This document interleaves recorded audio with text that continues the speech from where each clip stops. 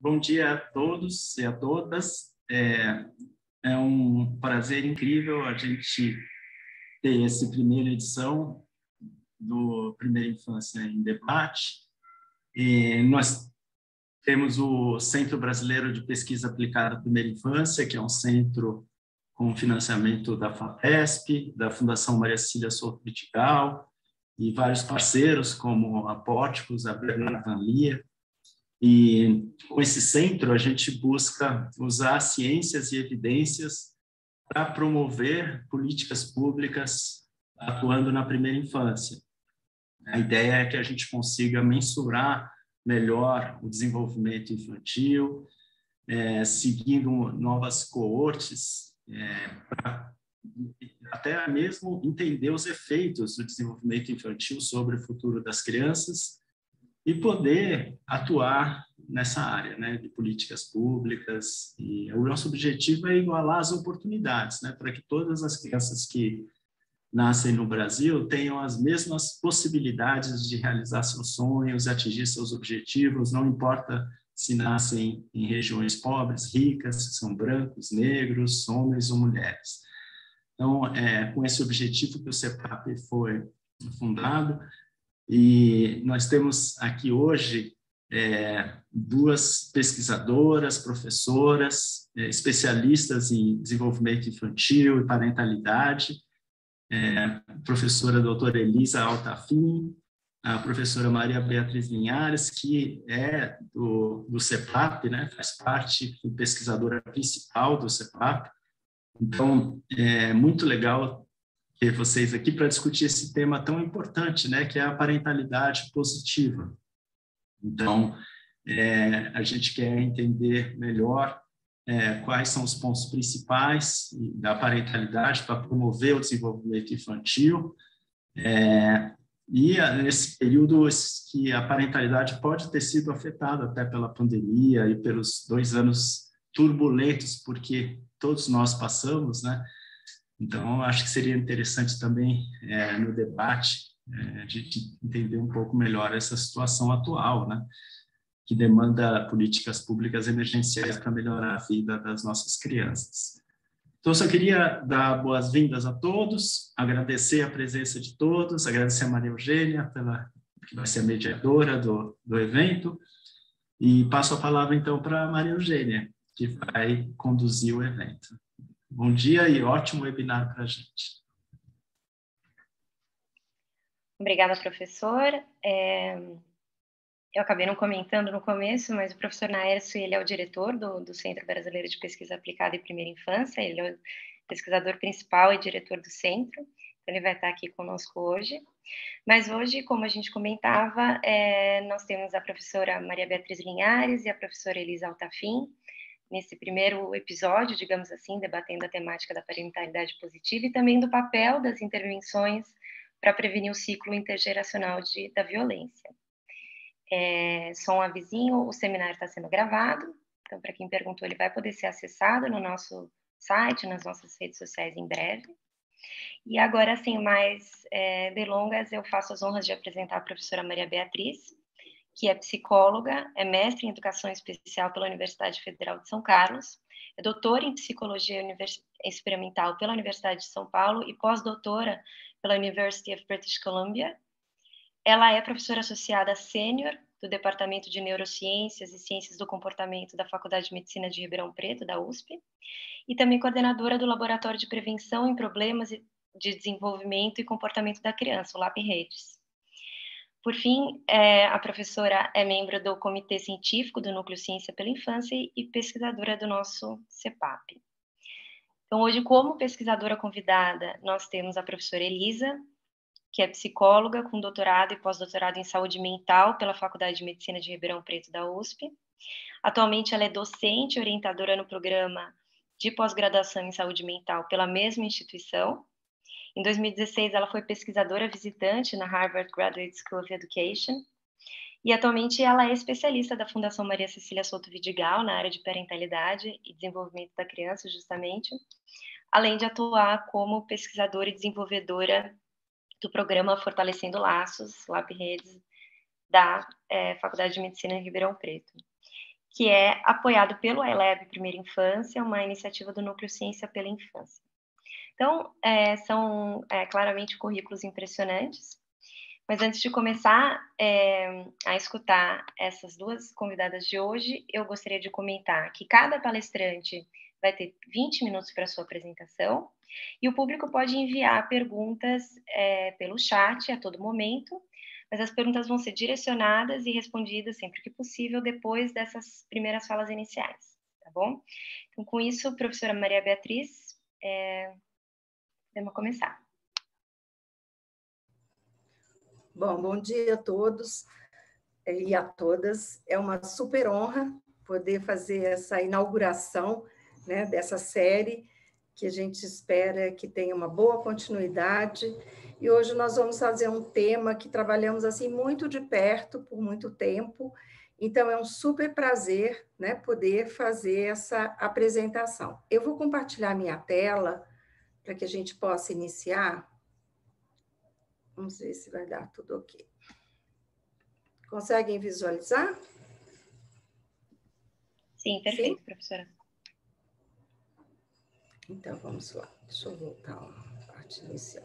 Desculpa aqui.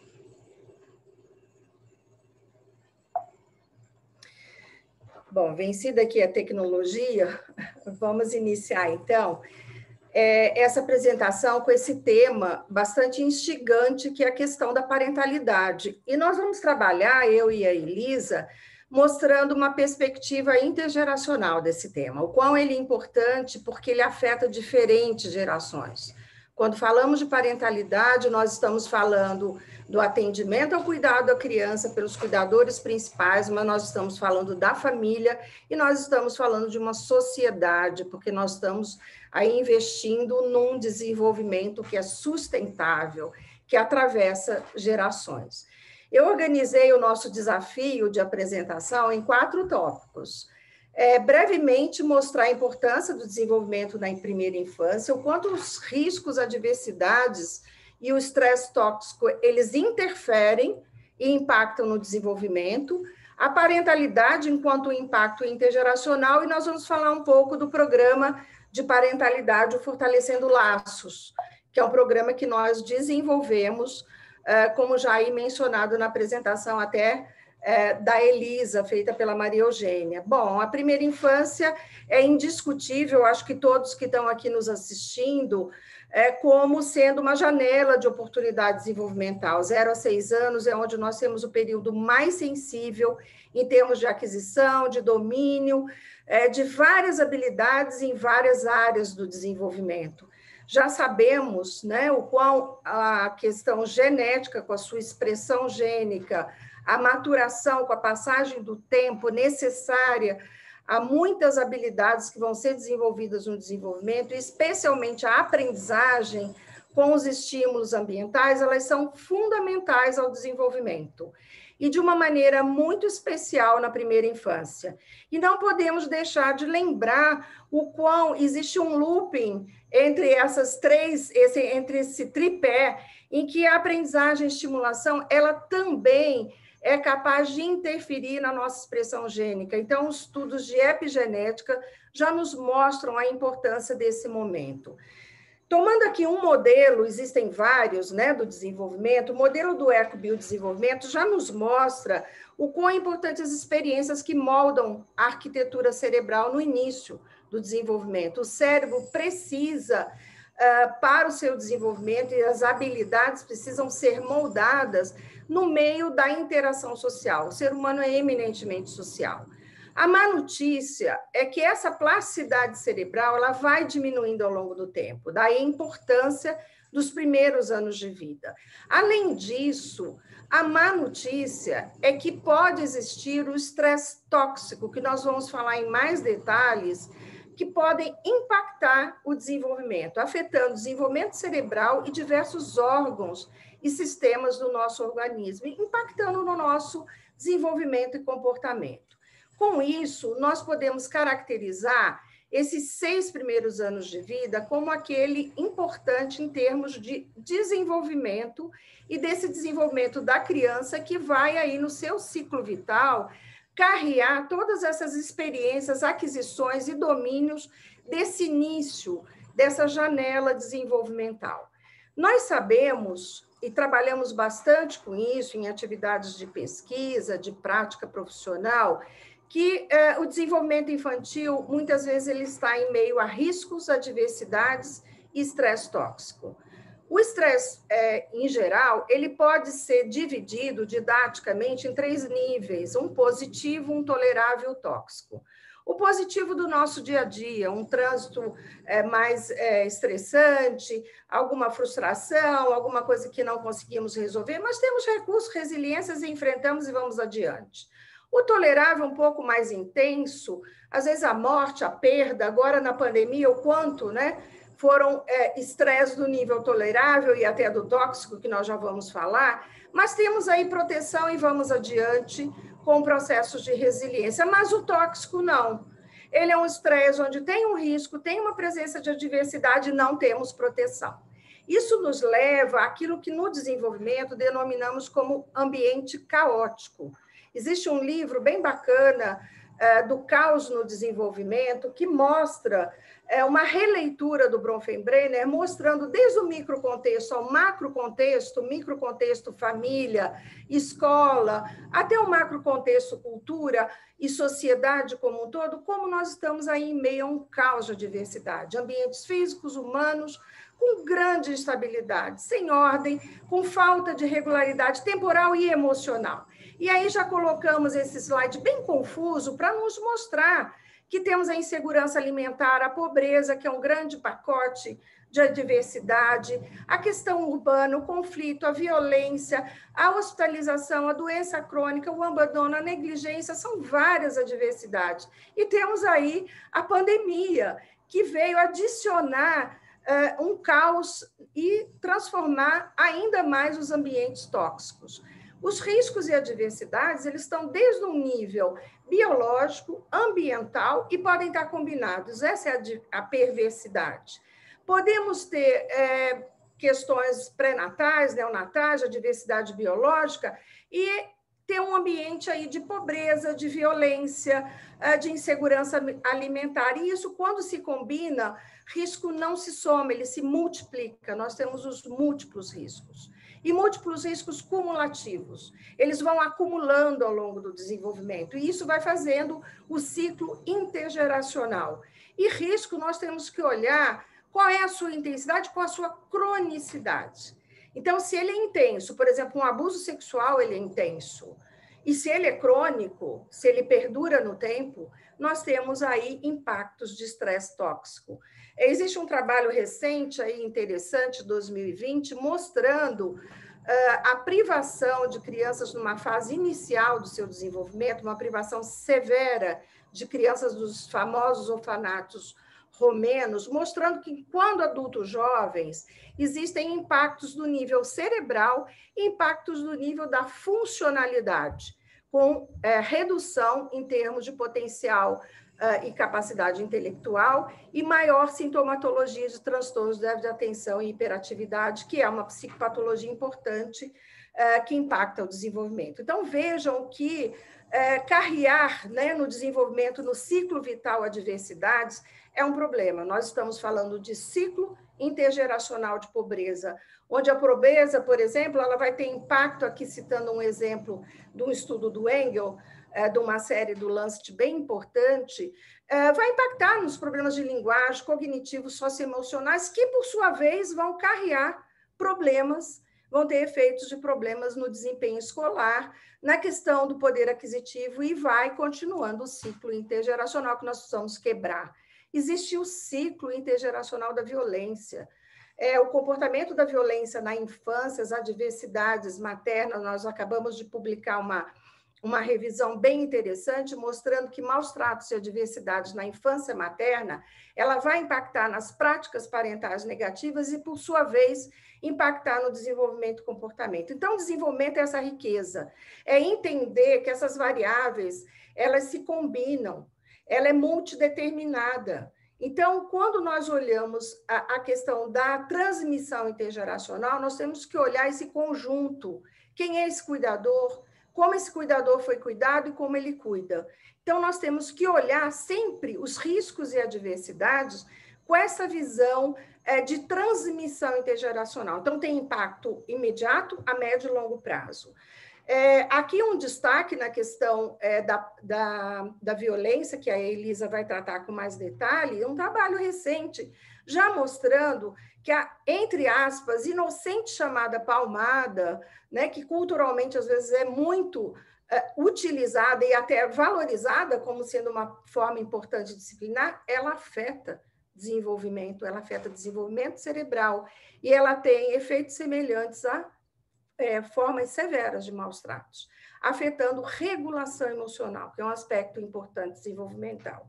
Aqui o modelo também da coerção, do modelo de uma prática disciplinar em que vai ter efeitos adversos no impacto no desenvolvimento em diferentes etapas. Então, um harsh parenting, com bastante coerção, com pouca afetividade, com limites, com questão de arbitrariedades na hora de implementar uma disciplina, ela vai impactar na emoção das crianças, que, olha lá, com 5, 6 anos, eles estão lá impactando na relação dos pares. Então, é com 3, 5, com 5, 6.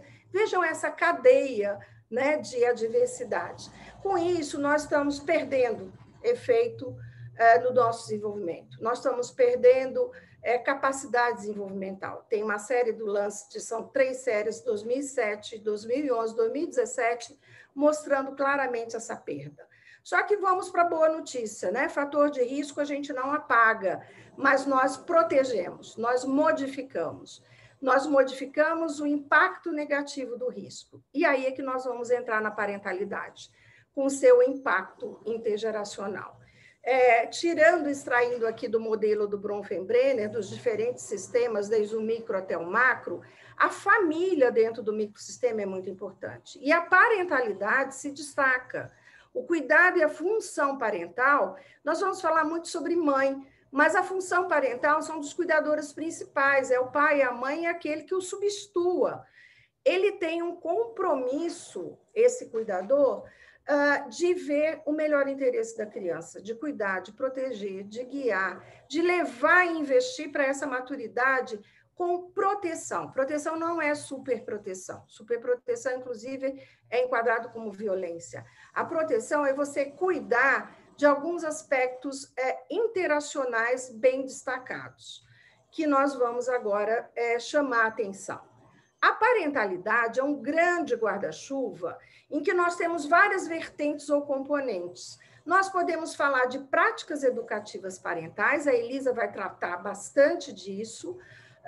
Nós podemos falar de senso de competência parental, que está no conjunto dos sentimentos dentro da parentalidade. Então, o quanto eu me sinto eficaz e competente no meu papel de cuidador parental. Nós podemos falar de estresse parental e burnout parental.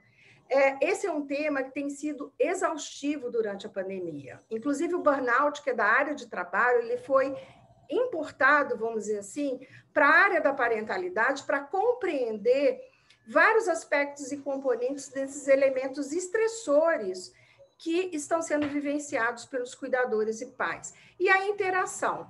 A interação nos interessa bem de perto nessa apresentação, porque quando nós falamos numa boa interação com qualidade, nós estamos, e aqui eu vou só enunciar, vários componentes dentro só desse componente interação.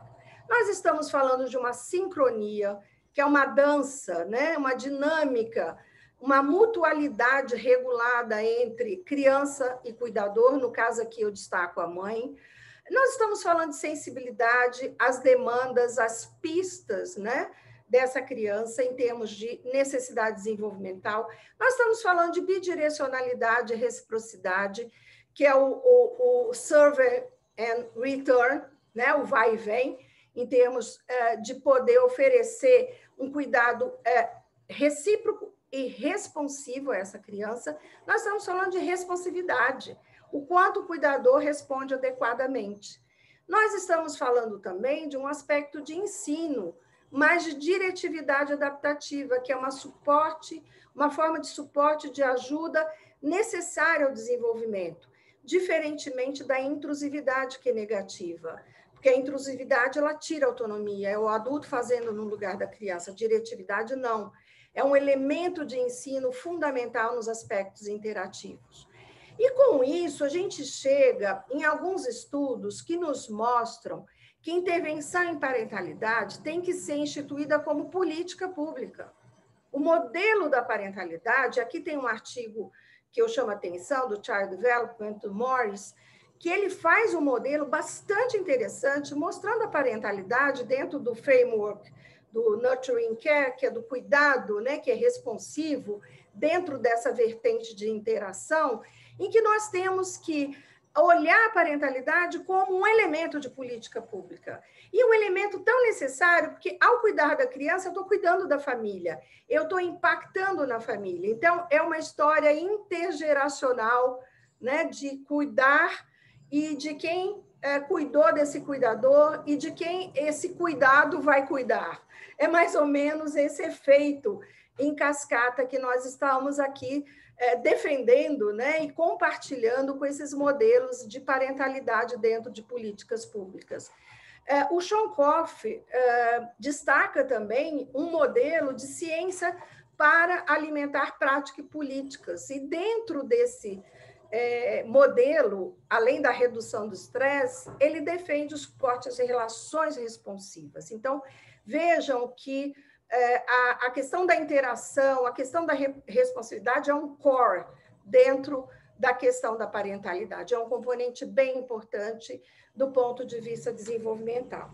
Para finalizar, eu vou dar um exemplo de um investimento que nós fizemos num programa de fortalecimento da parentalidade, com essa vertente mais focada na interação, que é o programa Fortalecendo Laços. Esse programa, ele nasceu, né, dentro do NCPI, do iLab, ele nasceu muito dentro dessa perspectiva do Frontiers of Innovation, do Centro de Desenvolvimento lá de Harvard, coordenado aí pelo Shonkoff. Inclusive, esse programa faz parte do portfólio do FOI, e ele nasceu com essa ideia de fortalecer a questão da parentalidade. Ele teve por base, aqui eu só destaco brevemente, o IDEAS, que é um framework dentro do Frontiers, que vai falar de inovação, de desenvolvimento, de avaliação, adaptação e escala, colocar o programa em escala.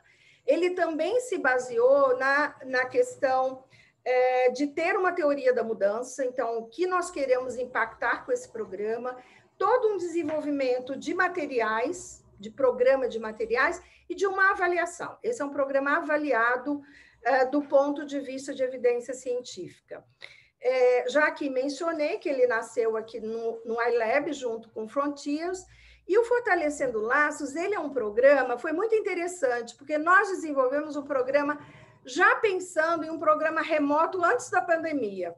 E quando veio a pandemia, foi muito interessante, porque nós já tínhamos um programa pensado remotamente para ser usado pelo WhatsApp.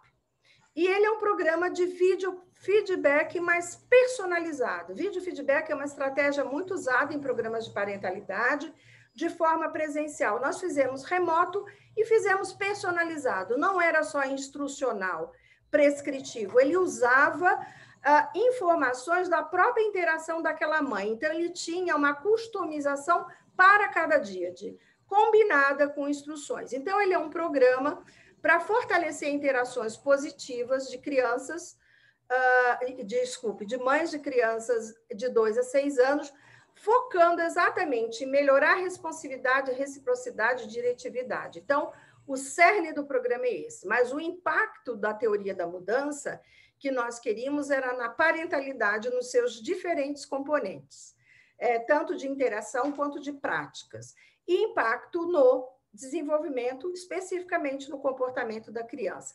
Aqui tem só uma amostra, né, de como o programa se apresenta. Ele, depois, na época da pandemia, nós transformamos ele exclusivamente remoto, porque ele tinha uma sessão presencial com as mães em grupo inicialmente. E aí, depois, nós transformamos. Então, ele tem a versão com essa sessão presencial, ele tem a versão absolutamente remota e ele tem um app que foi desenvolvido para fazer as edições de vídeos e transformar isso de uma maneira mais fácil e de baixo custo para ser implementado em termos de políticas públicas. Nós fizemos agora recentemente, né, a avaliação desse programa, que passou por todos esses processos de teste de viabilidade, estudo piloto e depois o estudo avançado, randomizado, controlado, e recém-publicado agora o estudo, ele mostrou que a intervenção, olhando um pouco o esquema aqui do resultado, né, nessa figura, a gente mostra que a intervenção, ela impactou positivamente, comparado a um grupo controle de lista de espera, ela impactou positivamente para melhorar o senso de competência das mães e para reduzir as práticas parentais disciplinares coercitivas, que são aquelas negativas que impactam negativamente no desenvolvimento. E isso tudo teve um impacto indireto, através da melhoria das práticas parentais, através da melhoria do senso de competência parental, nós conseguimos aqui com as práticas, especificamente, melhorar os comportamentos da criança, reduzindo os problemas de comportamento. Então, vejam que desenvolvimento, nós precisamos de modelos para entender os mecanismos de ação do impacto desenvolvimental. Os programas de intervenção precisam investir em evidência científica. Não basta ter um programa, implementar em termos de políticas públicas, e dizer, meu programa foi muito legal. Eu treinei várias pessoas, eu implementei em tantos sites, em tantos serviços, mas onde está a efetividade? Então, atualmente, o que se recomenda é que você tenha a evidência científica de eficácia e efetividade, que é no mundo real seu programa implementado, e a análise, a ciência da implementação nos ajuda a analisar a implementação. Mas só analisar a implementação não nos responde às teorias da mudança, em que nós estamos impactando. E aqui é um exemplo, um simples exemplo, de um programa de intervenção construído enquanto inovação até chegar num estudo avançado e o próximo degrau, o que a gente espera é a escala, né? Escalar o programa em termos de políticas públicas. Em conclusão, para finalizar, que meu tempo também já está aí finalizando, esgotando, nós precisamos investir na primeira infância. Isso é fato, e, na realidade, nós vamos convencer a quem não está aqui que precisamos investir na primeira infância, porque quem está nos assistindo já partilha dessa ideia. Nós precisamos desse desenvolvimento que, na realidade, ele tem que ser integral, integrado, sustentável. E caminhar também para essa ideia de fortalecer a parentalidade positiva, quem tem a função parental, pai, mãe, qualquer cuidador que exerça essa função, lembrando que nós estamos impactando em gerações. E nós estamos aí contribuindo para o desenvolvimento mais sustentável para uma sociedade, que é investir na infância, especialmente na primeira infância. E eu quero aí agradecer mais uma vez a oportunidade de poder compartilhar um pouco com vocês. Muito obrigada, professora. Sua fala foi bastante inspiradora e bastante didática para a gente compreender o conceito, ou tentar compreender um pouco melhor o conceito do estresse tóxico e também como ele se diferencia dos outros tipos de estresse, mas também, claro, para conhecer melhor essa experiência fantástica que é o Fortalecendo Laços. A gente já está aqui com um monte de provocações na cabeça para discutir mais adiante. Lembrando, mais uma vez, ao público que as perguntas podem ser colocadas no chat e elas vão ser endereçadas no final da sessão, mas, por hora, eu vou sugerir que a gente passe o bastão à professora Elisa, para que ela faça a sua apresentação. Então, professora, por favor.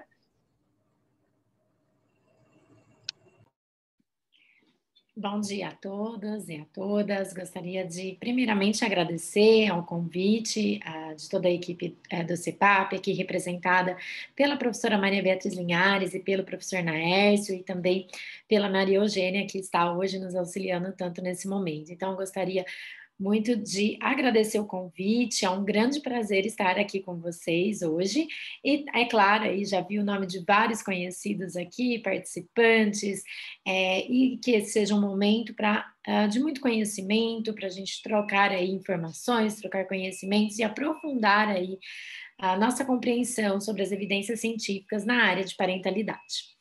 Vou compartilhar minha tela aqui com vocês. Então, hoje a gente vai falar sobre parentalidade positiva na primeira infância. Esse é o nosso debate, e isso é o que nos encanta, e acredito que todos estão aqui para falar, então, para aprender mais sobre a parentalidade.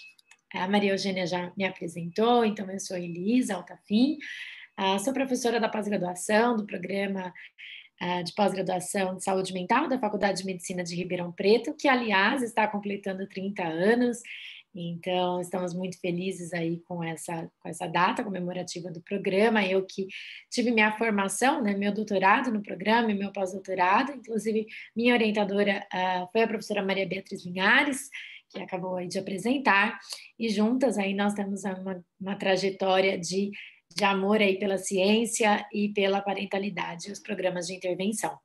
E eu também sou líder de portfólio, especialista da Fundação Maria Cecília Souto Vidigal, que é uma fundação especializada aí na primeira infância e que também tem essa paixão aí nas publicações, em todas as suas ações e ações nas políticas públicas. Então, muito feliz de compartilhar aqui esse momento com vocês. Para começar a minha apresentação, eu trouxe aqui uma imagem de uma escultura do Bassano Vacarino, da cidade de Altinópolis, e é uma praça das esculturas. Essa escultura ela fica numa praça, e ela tem várias imagens de mulheres, e muitas mulheres aí com crianças. Então, quando a gente fala de parentalidade, a gente fala das mães, dos pais e dos diversos cuidadores aí principais das crianças, mas a gente sabe que a figura materna tem uma importante aí vinculação com a criança, um importante papel. Então, queria destacar aqui nessa foto, nessa imagem, que acho que nos diz muitas coisas, e que é uma escultura na cidade de Altinópolis. Nós elaboramos um framework sobre componentes aí de proteção do desenvolvimento. Quando eu falo nós, somos eu e a professora Maria Beatriz Linhares. O que nos diz esse modelo? Que nós precisamos investir na parentalidade positiva, é algo que nós vamos trabalhar aqui hoje, vamos falar um pouco mais para vocês do que hoje, a professora Beatriz já começou. A gente também precisa compartilhar aprendizados e experiências. Quando a gente tem esse momento como hoje, quando a gente faz cursos, quando nós estamos reunidos em grupos, conversando sobre parentalidade, conversando sobre primeira infância, nós estamos compartilhando experiências. Os pesquisadores, muitas vezes, quando a gente conta o que deu certo, o que não deu certo, que também é muito importante, a gente compartilha experiência, e isso tudo fortalece a primeira infância no nosso país. A gente precisa desse investimento na primeira infância. É um investimento que não é um investimento só da ciência, é um investimento da sociedade, é um investimento das políticas públicas. Então, são todos juntos, né? A união das políticas públicas, da ciência, da academia, da sociedade civil, todos juntos pela primeira infância e pela parentalidade. E nós precisamos prevenir a violência contra as crianças. Nós sabemos aí que, infelizmente, ainda existem muitos casos de violência, alguns casos mais graves, né, que às vezes nos chamam a atenção, inclusive pela mídia, que nos chocam, mas a gente sabe que muitas crianças vivenciam a violência no dia a dia, e nós precisamos proteger essas crianças. E a gente precisa ter uma atitude empática quando a gente conversa com as famílias, quando a gente conversa com os profissionais, para entender, porque muitas vezes essas pessoas, elas vêm de um ciclo intergeracional de violência. Para quebrar esse ciclo, a gente precisa tentar se colocar no lugar do outro, fazer um zoom no outro, entender aqueles comportamentos, para depois a gente conseguir aí promover mudanças. Então, ao longo da minha apresentação, eu vou abordar aí esses 5 componentes. Quando a gente fala de práticas educativas parentais, a professora Beatriz já trouxe aí diferentes conteúdos, mas a gente está falando das estratégias, da forma como os pais cuidam e educam seus filhos, né? São essas estratégias utilizadas pelos pais para orientar o comportamento dos seus filhos. Algumas práticas positivas são monitoramento da criança, como a criança ficou durante minha ausência, né? Se eu não estou presente, depois eu vou telefonar para saber como essa criança está. Quero saber, inclusive porque isso vai fortalecer a rotina que eu tenho com a minha criança, a questão da disciplina positiva. A gente sabe que os limites e as regras, eles são importantes para o desenvolvimento. Mas existe uma diferença entre punir e disciplinar. E a disciplina, então, e a disciplina positiva, é aquela que promove bons comportamentos na criança. Então, que usa de estratégias para promover comportamentos positivos nas crianças.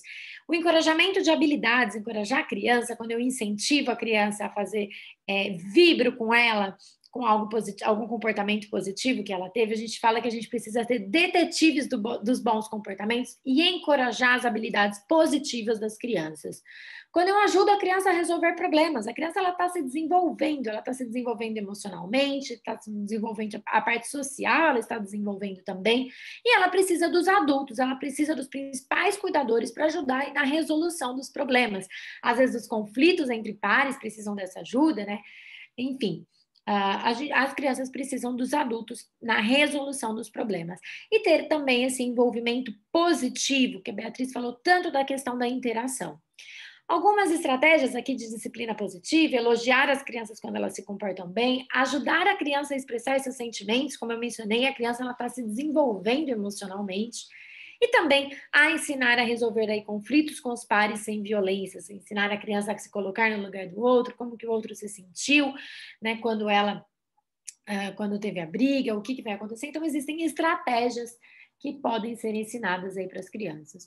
No entanto, a gente sabe que muitas vezes os pais, os principais cuidadores, acabam utilizando práticas inadequadas para corrigir alguns comportamentos, né, na tentativa, às vezes, de disciplinar, ou mesmo porque muitas vezes existe uma crença no local onde as pessoas vivem, ou mesmo uma crença cultural, de que as práticas negativas são necessárias. E a gente já sabe, a ciência já nos demonstrou os efeitos negativos das práticas negativas. Então, algumas práticas negativas, como bater, tapas, palmadas, empurrar a criança, puxar a orelha, e também algumas práticas negativas psicológicas, violências psicológicas, como gritar, ameaçar e humilhar a criança. Essas são práticas punitivas, né? Diferente da disciplina, como eu mencionei. Então, são práticas punitivas e que vão ter um impacto negativo aí no desenvolvimento da criança. Aqui eu trago um livro que eu escrevi durante o meu mestrado, chama Papai, Mamãe e Eu, muito com enfoque aí em trazer os conhecimentos que nós aprendemos aí sobre as práticas parentais para os pais de 0 a 2 anos. Nesse artigo, fiz uma análise das práticas educativas maternas no primeiro ano de vida da criança.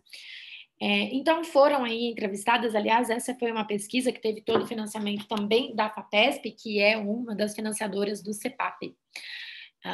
Então, nesse artigo sobre práticas educativas maternas no primeiro ano de vida, a gente verificou que as mães tinham uma alta monitoria positiva, então elas utilizavam com frequência a monitoria positiva. No entanto, as práticas negativas também estavam presentes, como a punição inconsistente, quando estou nervoso, acabo descontando em meu filho, e o abuso físico, bato com a mão ou com outros objetos no meu filho. Note que aqui a gente está falando de crianças de 0 a 12 meses.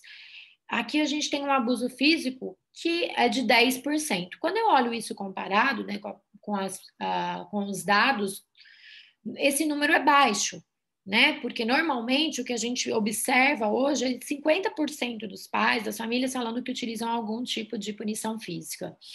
Então, esses 10% é um número baixo. No entanto, nós estamos aqui falando de crianças de 0 a 12 meses. Então, esse número é, sim, muito preocupante, né? Porque a gente vê que, à medida que a criança vai crescendo, essa porcentagem de pais que utilizam-se de práticas negativas, ela vai aumentando. Então, por isso que é tão importante as intervenções logo no início, da vida da criança, logo quando a criança está muitas vezes na primeiríssima infância, que é dos 0 aos 3 anos, que é a época que o cérebro mais se desenvolve. Inclusive, quando eu auxilio os pais nesse momento, eu posso modificar aí toda uma trajetória. Falando então sobre as questões de violência, nesse relatório da Unicef, Familiar Face, eu recomendo todos a fazerem a leitura, ele mostra que mundialmente 3 em cada 4 crianças são regularmente sujeitas a algum tipo de disciplina violenta pelos seus cuidadores, né? Seja a violência por meio aí da psicológica ou a violência física. Então, 75% aí das crianças vivem algum tipo de violência. Então, por isso que eu mencionei para vocês que quando eu olho para aquele número de 10%, ele parece pequeno, mas a gente tem que considerar a idade das crianças também. E a nível nacional, a gente tem uma pesquisa que eu gostaria de destacar aqui para vocês, que foi realizada com 7.038 cuidadores em 16 municípios, a pesquisa denominada PIPAS, que foi coordenada pela professora Sônia Venâncio, e no Instituto aí de Saúde, uma pesquisa, inclusive, que teve o apoio aí da Fundação Maria Cecília Souto Vidigal. A Sônia, que também aí faz parte do CEPAP, né? Então, nessa pesquisa sobre disciplina positiva no estado do Ceará, realizada em 2019, verificou-se que 84% dos cuidadores relatavam aí utilizar disciplinas punitivas com a criança, né? Colocar a criança de castigo em 73% dos relatos e as palmadas aqui, os tapas e palmadas em 49% das famílias adotavam aí, utilizavam essas práticas. Quando a gente fala de castigo, o castigo muitas vezes as famílias interpretam e falam disso de uma forma diferente, né? Para algumas famílias o castigo pode ser colocar a criança para sentar, se acalmar. Isso a gente não denomina de castigo, a gente fala que é para a criança dar um tempo, que é um tempo para a criança se acalmar, né? E conseguir aí fazer as estratégias. E o castigo, muitas vezes, nas famílias, ele pode ser outras coisas, como, por exemplo, colocar a criança num quarto escuro, ou o próprio bater na criança. Enfim, tem várias estratégias aí que são negativas para o desenvolvimento da criança. Esse ano saiu, agora em outubro de 2021, saiu um relatório da End Violence Against Children e End Corporal Punishment, demonstrando, né, as evidências científicas sobre os impactos da punição. Nós sabemos aí que a punição física ela tem um impacto negativo no desenvolvimento da criança. O impacto nas questões físicas, milhares de crianças são mortas, feridas ou incapacitadas por punição corporal a cada ano, esse número é realmente muito triste. As questões da saúde mental, transtornos de comportamento, como ansiedade, depressão, baixa autoestima, autoagressão, que às vezes aparece muito na adolescência, tentativas aí de suicídio, álcool e drogas e instabilidade emocional. Muitas vezes, o que a gente percebe é que a violência ela tem um impacto, às vezes, imediato, mas ela também tem um impacto a longo prazo. Então, quando a gente está falando aqui dos transtornos comportamentais, enfim, de ansiedade, essa questão da saúde mental, a gente também está falando do impacto a longo prazo que o uso de punição física pode ter. Questões de saúde também, aqui novamente, questões a longo prazo, como asma, tabagismo, desenvolver o câncer, problemas relacionados ao álcool, enxaqueca, doenças cardiovasculares, obesidade. Tudo isso relacionado aí às punições físicas. Questões na educação, né, impactos negativos do desenvolvimento cognitivo, menor desempenho educacional, menor probabilidade das crianças se formarem, né, ou conseguir um emprego aí de alto status no futuro. E claro que a gente sabe que a punição física, ela prejudica também a relação pais e filhos. E nós sabemos que essa relação, ela precisa ser fortalecida para que a criança se sinta segura. Para que ela se desenvolva adequadamente, a criança precisa se sentir segura no ambiente que ela vive. Ela precisa ter carinho, amor, proteção. Todo esse afeto é tão necessário para o desenvolvimento. E quando os pais utilizam de punição física, essa relação fica comprometida, né? Existe a rejeição, o medo de se aproximar desses pais. Então, a gente tem um prejuízo aí nessa relação que deveria ser uma relação forte, né? Uma relação de amor, de carinho, de proteção. Então, a parentalidade negativa, ela pode levar aí um indesejável ciclo de violência intergeracional que compromete aí práticas negativas durante gerações nas crianças. A gente tem aí os Objetivos do Desenvolvimento sustentável, que é a Agenda 2030 para o Desenvolvimento Sustentável. Eles são 17 metas globais estabelecidas aí pelas Nações Unidas, e nós temos uma meta específica de prevenção de violência contra a criança, que é a meta 16.2, que é acabar aí com qualquer tipo de abuso, exploração, tráfico, qualquer tipo de violência e tortura contra as crianças. Então, nós temos aí nas metas dos objetivos sustentáveis a meta 16.2, que é acabar com a violência aí contra as crianças até 2030. A boa notícia é que nós temos percebido um investimento dos países, um investimento político, inclusive, na criação de legislações dos países, um aumento aí no número de países com legislações sobre proibindo o uso de qualquer tipo de violência contra a criança. Em 1979, a gente tinha aí um país com uma legislação proibindo a punição corporal contra as crianças, e hoje nós completamos 63 países no mundo, em 2021, que tem já alguma legislação que proíbe aí a punição corporal com as crianças. A gente vê aqui que esse número de países ele tem aumentado, e essa é a boa notícia, existe uma preocupação. Então, ao mesmo tempo em que a ciência começou a demonstrar por meio de pesquisas os impactos negativos da disciplina da punição física contra a criança, a gente também tem um aumento aí, aumenta o número de publicações, o número de pesquisas mostrando isso, aumentam também as legislações para proteger as crianças do mundo inteiro. O último país aí que se vinculou foi a Colômbia, que está aqui na América Latina. Então, esses 63 países, incluindo o Brasil, né, que em 2014 desde 2014 tem a legislação da lei do menino Bernardo.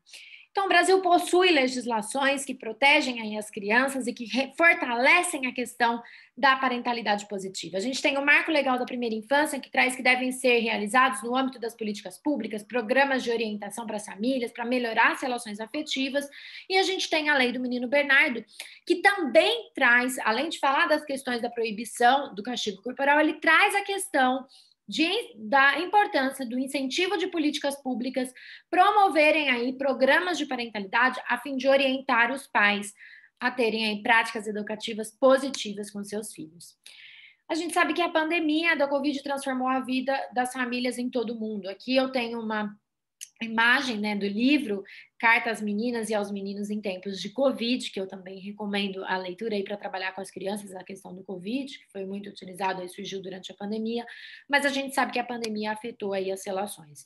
Uma pesquisa da Fundação Maria Cecília Souto Vidigal, que tive a honra aí de participar da equipe, Primeiríssima Infância, Interações na Pandemia, que observou para os comportamentos dos pais, dos cuidadores, e aqui tinham pais, mães, avós e tios, inclusive cresceu o número de tios participantes comparado com uma pesquisa anterior, e provavelmente por conta da pandemia, os tios passaram aí a ter uma participação maior, e essa pesquisa trouxe alguns dados interessantes em relação à pandemia, interessantes em relação à parentalidade e que merecem atenção.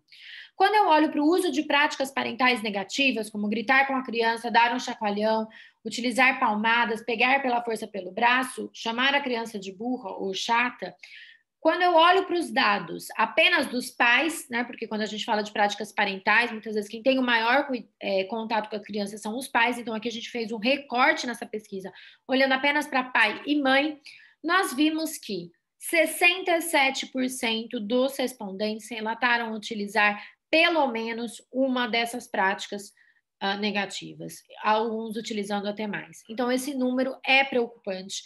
As crianças estão aí vivenciando situações de violência. Esse número, a gente acredita que agravou durante aí a pandemia, e esse número de 67%, então, nos chama a atenção. Recomendo a todos a fazerem, então, a leitura. Tem outros dados interessantes que podem ser lidos aqui nessa publicação que está disponível no site da Fundação Maria Cecília.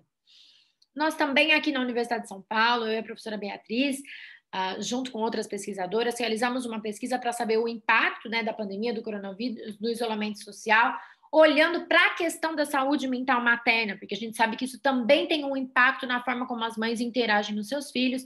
Essa pesquisa demonstrou que 63% das mães participantes aí dessa pesquisa, né, apresentaram aí sintomas depressivos durante a pandemia. Então, é algo, um alerta, porque a gente sabe muitas vezes que quando as mães aí, mães, pais, cuidadores, eles têm aí as questões da saúde mental comprometida, isso também influencia na parentalidade, na forma como os pais cuidam e educam seus filhos. A gente fez a apresentação já num congresso dessa pesquisa e estamos organizando agora o artigo científico. E para ajudar nessa questão da parentalidade, para promover a parentalidade positiva nas famílias, durante o momento de pandemia, também na Fundação Maria Cecília Souto Vidigal, nós realizamos uma premiação para identificar o que os visitadores domiciliares estavam fazendo aí, com as práticas que eles estavam utilizando para fortalecer a parentalidade nas famílias durante a pandemia. Então, nós identificamos práticas aí de 16 estados que estão nesse e-book, vocês também podem acessar de forma gratuita no site da Fundação Maria Cecília. A gente viu aí a importância dos visitadores, dos programas de parentalidade, auxiliando as famílias nesse momento da pandemia. E muitas vezes os pais, eles agem de maneira inadequada com seus filhos, pois eles não sabem como agir. A boa notícia é que existem diferentes fatores de risco que são muito difíceis de serem mudados, mas existe um fator de risco que a gente pode modificar, que é a questão das práticas negativas. A gente pode modificar as práticas parentais negativas, oferecendo aí para os pais outras formas de cuidar dos filhos, que são as práticas positivas. Então, a qualidade da forma como os pais cuidam e educam seus filhos, ela pode ser modificada por meio dos programas de parentalidade. A gente tem uma publicação mostrando 7 estratégias para colocar para pôr fim, né, à violência contra a criança. É uma publicação aí de diferentes instituições que se reuniram aí para criar o Inspire, né, incluindo a Organização Mundial da Saúde, Unicef, CDC, e que teve aí, está já traduzido aí pela USP, fez a tradução. Essa publicação mostra essas 7 estratégias, incluindo a implementação e vigilância do cumprimento das leis, normas e valores, segurança do ambiente, educação e habilidades para a vida, incremento de renda e fortalecimento econômico, respostas de serviços de atenção e apoio, pais, mães e cuidadores recebendo apoio. E hoje eu vou focar agora nos próximos slides exatamente sobre essa questão dos pais e as mães recebendo apoio por meio de programas de parentalidade, que é uma das estratégias para acabar com o fim da violência contra as crianças. Então, a gente tem que elaborar aí, de acordo com o Inspire, elaborar planos de ação nos governos, nos níveis nacionais e também local, avaliar as necessidades. Quando aquela pesquisa do PIPAS avaliou as necessidades no estado do Ceará, ela fez uma avaliação, né, do o que está acontecendo com a parentalidade nas famílias, e aí ela pode observar a necessidade de orientar os pais sobre as práticas punitivas. Então, existe a necessidade de avaliar, desenvolver estratégias aí, estimar os custos dessas implementações, adaptar intervenções para o contexto local, construir aí um compromisso nacional, e implementar, monitorar e avaliar. É isso que a gente acredita na implementação, no monitoramento e na avaliação. Nós publicamos aqui no Laboratório LAPREDES revisões sistemáticas da literatura que mostram aí os programas de parentalidade que fazem a prevenção universal. A prevenção universal é aquela que é destinada para a população em geral, sem uma identificação prévia de riscos. Então, eu não identifico e não ofereço os programas de parentalidade universais apenas para as famílias que utilizam práticas negativas, porque isso pode muitas vezes estigmatizar e a família acaba não vindo para o grupo. Então, a gente tem as estratégias de prevenção universal, que são aqueles programas oferecidos para a população como um todo. Nesses programas, então, a gente verificou diferentes programas de parentalidade sendo aplicados no mundo inteiro. Alguns desses programas são o programa Triple P, o programa Incredible Years e o programa ACT, para educar crianças em ambientes seguros, que apareceu, então, nessas 2 revisões. O programa ACT também é um programa recomendado pelo Inspire, que é aquela publicação que eu mostrei para vocês das 7 estratégias. Ele foi desenvolvido pela Associação de Psicologia Americana, já está presente aí em diferentes países, Peru, Colômbia, Guatemala, Portugal, E no Brasil, a gente fez o primeiro treinamento em 2012, em 2013, o primeiro grupo com as famílias. Eu tive a honra aí de conduzir o primeiro grupo, realizado aí como facilitadora, e a gente já está ampliando aí, já tem evidências científicas dos impactos do Programa ACT, tanto a nível nacional como a nível internacional. Aqui tem um pouquinho dessa trajetória, fizemos aí um workshop de formação, a autora do programa, que apesar de ter sido um programa que, aliás, esse mês completou 20 anos de programa, 20 anos aí de estudo, de implementação e de avaliação. Né? Esse ano, então, a gente está completando 20 anos esse mês do programa ACT para educar crianças em ambientes seguros. Em 2012, a Júlia Silva, que é inclusive uma brasileira que mora nos Estados Unidos há muitos anos, era diretora da Associação de Psicologia Americana da área de prevenção de violência, elaborou esse programa e trouxe aqui para o Brasil em 2012. Então, aqui um pouquinho da trajetória, iniciamos em 2013, fizemos sempre com a avaliação, expandindo, monitorando, então fazendo essa avaliação ao implementar. Em 2017, tivemos aí a finalização do estudo randomizado controlado, demonstrando a eficácia. Em 2017 mesmo, iniciamos a formação de facilitadores, de novas pessoas aplicando o programa. Em 2018, saímos um pouco do meio acadêmico, fomos formar profissionais, né, que já atuam com as famílias. Em 2019, na cidade de Pelotas, o programa foi implementado como uma política pública e também está sendo avaliado. Então, essas são algumas aqui das pesquisas que a gente já teve com o programa ACT. A gente vem desde 2012, quando a gente iniciou, realizando diferentes pesquisas com o programa ACT. Primeiro, demonstrando a efetividade, depois demonstrando que o programa funciona para diferentes níveis socioeconômicos. Seguimos aí com a avaliação aí do programa comparado aí com outros países, mostrando as adaptações necessárias. Fizemos um estudo também sobre a viabilidade do programa com mães de crianças prematuras. Analisamos o histórico de violência das mães, e a boa notícia aqui é que, independente da mãe ter vivenciado ou não a violência na infância, por meio do programa ACT, ela conseguiu modificar aí as práticas parentais. E analisamos também a teoria da mudança do programa ACT. No estudo randomizado controlado, nós tivemos um grupo de intervenção, que é esse aqui com a linha contínua, e um grupo controle, que era um controle de lista de espera. No grupo de intervenção, nós tivemos aí uma melhora das práticas parentais na disciplina positiva, na comunicação e na regulação emocional e comportamental, com tamanho de efeito médio e grande. E o grupo controle, ele não mudou aí, não teve mudança, né? Que é aquele grupo que não estava participando de nenhuma intervenção. A gente também teve um impacto no comportamento das crianças, então a gente tem uma diminuição dos problemas de comportamento, tanto do ponto de vista da mãe que participou do programa ACT, quanto do ponto de vista de um outro cuidador que não participou do programa. A gente também teve uma percepção da diminuição dos problemas de comportamento.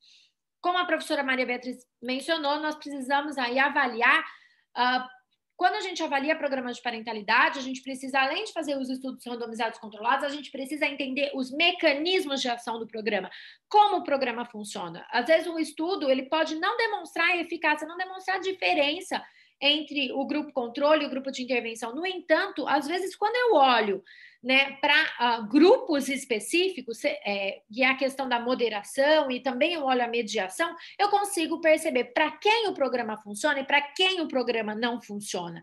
Então, isso nos ajuda a aprimorar as intervenções. Aqui nós tivemos o impacto do programa ACT. O programa ACT melhorou a comunicação, a regulação emocional e a disciplina positiva.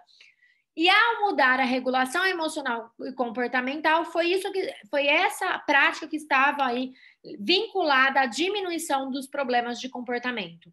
E o programa ACT, ele teve um impacto diferente nas crianças sem problemas de comportamento e com problemas de comportamento. Ele teve um impacto maior aqui, que é essa figura nas crianças com problemas de comportamento. Esse artigo também está publicado, vocês podem aí fazer a leitura. Quando a gente faz ciência, a gente também tem o compromisso de transferir esse conhecimento científico para a sociedade, que a gente precisa aí, claro, a gente publica os artigos científicos, mas a gente precisa explicar também para a sociedade o que os artigos estão mencionando. Então, aqui nós também temos algumas publicações realizadas aí no Nexo Política Pública e também no Jornal Folha de São Paulo. Aqui a gente tem alguns livros que falam aí sobre as nossas pesquisas do programa ACT, recomendo também a leitura.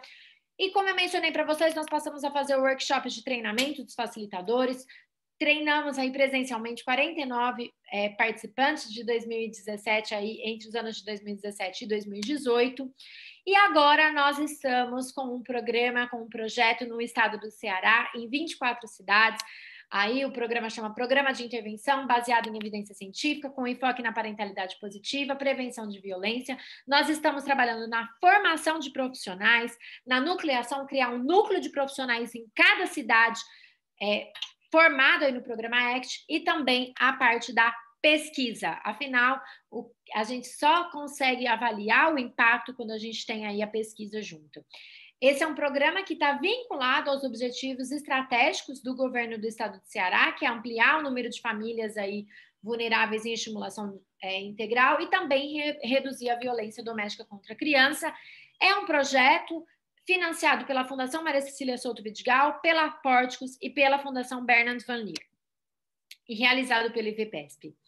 A boa notícia é que nós, em 2021, entramos aí em 24 cidades, já formamos 141 facilitadores para aplicar o programa ACT, a parte teórica, a gente tem a parte prática também, e mesmo na pandemia, agora, como já estamos aí no momento, né, com a redução, já mantendo aí o distanciamento social, foi possível iniciar a prática.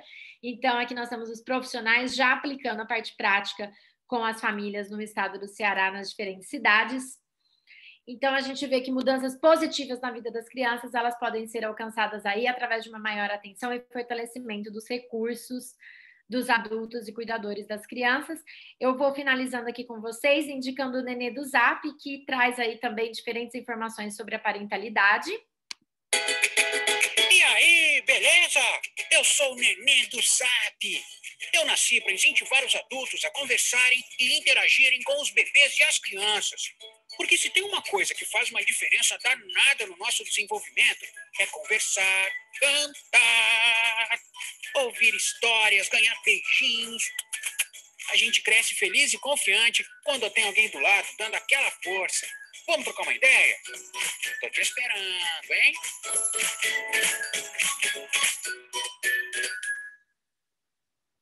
Então, Nenê do Zap, que é uma estratégia aí. Gostaria de agradecer a atenção de todos vocês. Essa sou eu e eu estou aqui nessa foto com a minha avó. Minha avó foi muito presente na minha vida e eu desejo aí para todas as crianças do nosso país que tenham pessoas, que tenham cuidadores, que vão aí exercer a proteção, oferecer carinho, amor e toda a atenção que as crianças precisam para fortalecer a parentalidade positiva, né? Minha avó faleceu, infelizmente, esse mês, mas não poderia agradecer também, porque eu tive aí uma vida, ela faleceu com quase 93 anos, então tive uma vida aí desse suporte, dessa proteção. E é isso que eu desejo para todas as crianças, que também tenham essas figuras. A gente sabe que as avós, a gente falou muito de pai e mãe, mas a gente sabe aí do papel das avós na vida das crianças e também dos avós. Então, gostaria de finalizar aqui e agradecer aí a atenção de todos. Muito obrigada, professora. Realmente muito interessante ouvir em mais detalhes sobre diferentes práticas parentais. E também sobre como as evidências científicas elas conseguem trazer o embasamento, né, o entendimento de que as práticas negativas ou punitivas, enfim, trazem impactos negativos para o desenvolvimento da criança, inclusive a longo prazo. Então, isso foi um ponto bastante interessante. Muito obrigada, mais uma vez. Nós estamos com o tempo um pouquinho apertado, então eu já vou, com isso, passar... sugerir que a gente comece a endereçar as perguntas que a gente recebeu no chat. Nós recebemos 2 perguntas específicas sobre o programa Fortalecendo Laços, que eu acredito que as duas possam responder, enfim, como preferirem.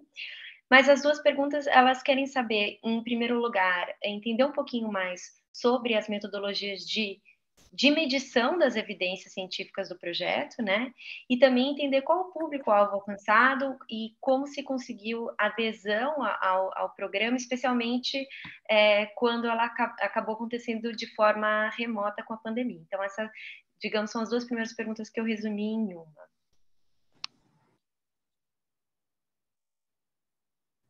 Eu vou rapidamente responder, porque eu vi que tem outras perguntas temáticas também ali interessantes.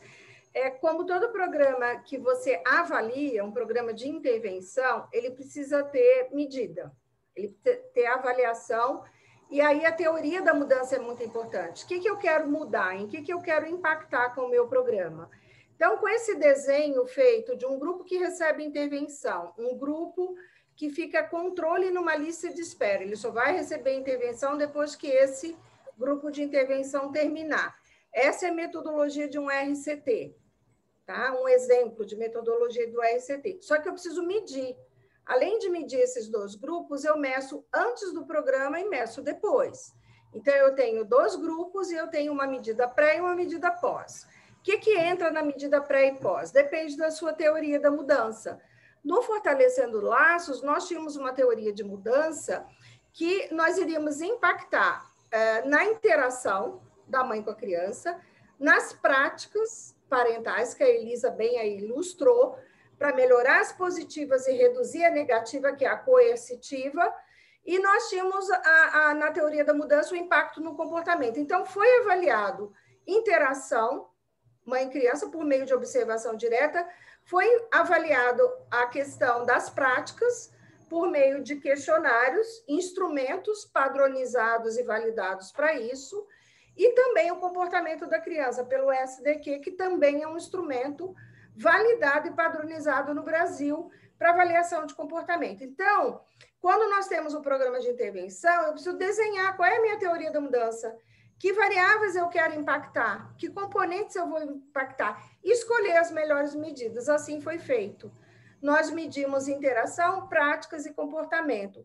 De forma interessante, a interação já no início era muito positiva, então vamos chamar efeito ceiling, lá no teto. Então, o que impactou mais o programa? Nas práticas e no comportamento. Então, essas foram as medidas. Esse programa foi feito em escolas públicas e núcleo de saúde da família, dentro do programa de estratégia de saúde da família, vinculado aí à Faculdade de Medicina de Ribeirão Preto.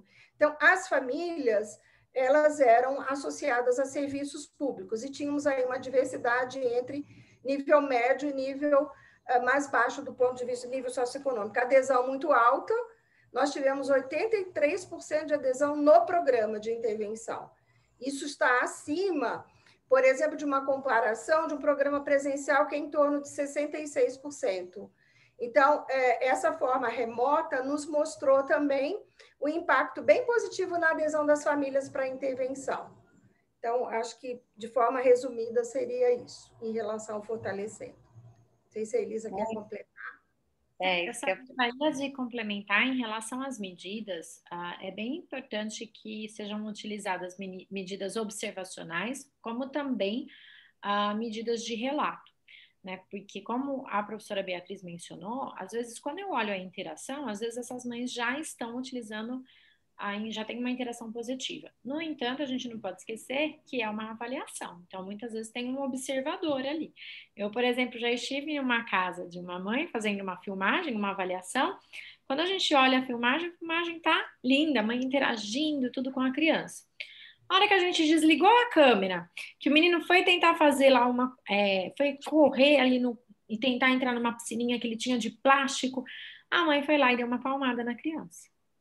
Então, a gente precisa das medidas, né, de autorrelato e também das medidas. E aí, essa mãe, quando ela relatou que ela utilizava aí algumas vezes tapas e palmadas. Então, a gente precisa dessa complementariedade. A gente sabe que é difícil avaliar, né? Mesmo assim, a gente depende do relato, mas muitas vezes as mães acabam relatando. Vocês viram aí a pesquisa que eu mostrei para vocês da Fundação Maria Cecília Souto Vidigal, os pais 67% relataram o uso de alguma prática negativa. Isso não quer dizer que esses pais aí queiram utilizar. Muitas vezes eles usam porque eles foram cuidados e educados dessa maneira. Muitas vezes eles no momento aí da raiva que eles acabam utilizando práticas negativas, eles não sabem outras estratégias. Por isso que os programas de parentalidade são tão importantes. Já tive várias mães que participaram e que falavam: Elisa, eu batia no meu filho porque eu fui cuidada e educada assim, e hoje com o programa eu pude mudar essa realidade.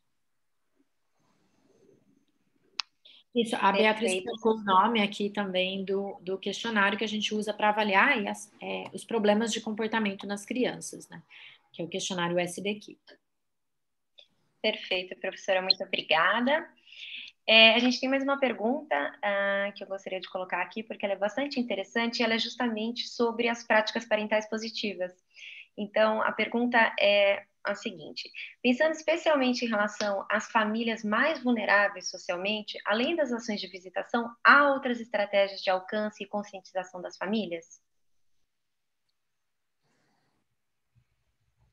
Não sei se a Elisa quer responder, mas só brevemente, programas de parentalidade, eles podem ser de visitação domiciliar, podem ser em grupo. O ACT é um exemplo da forma em grupo, né? Que você reúne os cuidadores e trabalha em grupo. E pode ser combinado. E, além disso, pode ter essa estratégia que é vídeo feedback de forma remota. O vídeo feedback ele pode ser usado tanto no presencial quanto de forma remota. Então, essa diversidade de estratégia, ela é presente nos programas de parentalidade. Acho que é isso. E também, assim, as famílias, é muito importante, principalmente as famílias com maior vulnerabilidade, porque muitas vezes não é um único programa, né, que vai conseguir fazer todas as mudanças. Por exemplo, a gente viu que muitas mães que tinham participado do programa ACT, elas melhoraram as práticas parentais, mas às vezes elas ainda, quando a gente olhava para a interação, elas ainda tinham dificuldades de interação. Foi até a partir disso que a gente elaborou o programa Fortalecendo Laços, porque a gente sentiu que precisava mostrar para as mães como que elas estavam interagindo. Então, muitas vezes, o programa ele vai ter um impacto nas práticas educativas parentais, ele vai modificar, mas a gente sabe que não é um único programa, né, que vai conseguir modificar toda a realidade. São diversas ações aí juntas, por isso que a gente fala de programas de modularidade, né, são programas que podem ser inseridos aí em outros programas já existentes. Por exemplo, o programa Fortalecendo Laços, ele é um programa de vídeo feedback remoto. Ele pode ser inserido em programas já existentes de visita domiciliar, para fortalecer, para aumentar aí o impacto das visitas domiciliares. Então, ele pode ser inserido em programas já existentes. Por isso que eles são modulares. Ou eu posso, de repente, usar o programa ACT Fortalecendo Laços juntos, um antes, um depois. A gente já fez uma vez dessa maneira aqui também.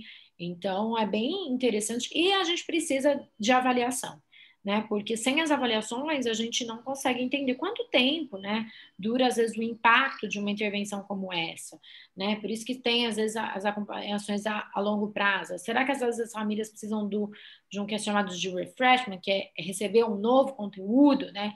Porque muitas vezes elas vivem aí num ambiente cultural que as práticas negativas são estabelecidas, né? Então, pode ser que retorne algumas práticas. Então, o que essas famílias precisam? Por isso que a gente precisa avaliar, e inclusive a longo prazo. E um aspecto importante, né? Nós estamos falando de famílias em meio à diversidade. Esses programas, quando eles são atrelados à questão de políticas públicas, ligados às instituições, eu citei aqui escolas, eu citei programa de saúde da família, a Elisa citou programas de visitação, por exemplo, Criança Feliz ou outra modalidade. É muito importante ter a sensibilização dessas instituições que são as nucleadoras ou nicho onde as famílias com maior adversidade se encontram, para que sejam parceiros na questão de recrutamento, de adesão, que é assim um maior desafio em relação às famílias mais vulneráveis em meio à diversidade, que é a parte do recrutamento e da adesão. Uma coisa que a gente observa é que, uma vez que começa o programa, a adesão é muito boa. O desafio maior, às vezes, é no recrutamento, em conseguir que as famílias venham. E uma dica muito especial é que nunca nós falamos que o programa é de prevenção de violência, porque senão as famílias não vêm. Elas acham ou que vão ser julgadas ou que a minha família não tem violência, eu não preciso desse programa. Sempre a gente traz esse núcleo da parentalidade, da ajuda de novas estratégias ou de possíveis estratégias. Os programas têm muito essa ideia de refletir junto com esses cuidadores, para não ser prescritivo, para não ser um julgamento e para não ser alguma coisa que afaste, ele tem que aproximar. Então, acho que assim, quem trabalha com famílias com mais adversidades e que vai trabalhar com parentalidade ou que já trabalha, eu acho que esse é um bom aprendizado na linha, né, Elisa, do compartilhamento de aprendizados que você colocou do nosso modelo.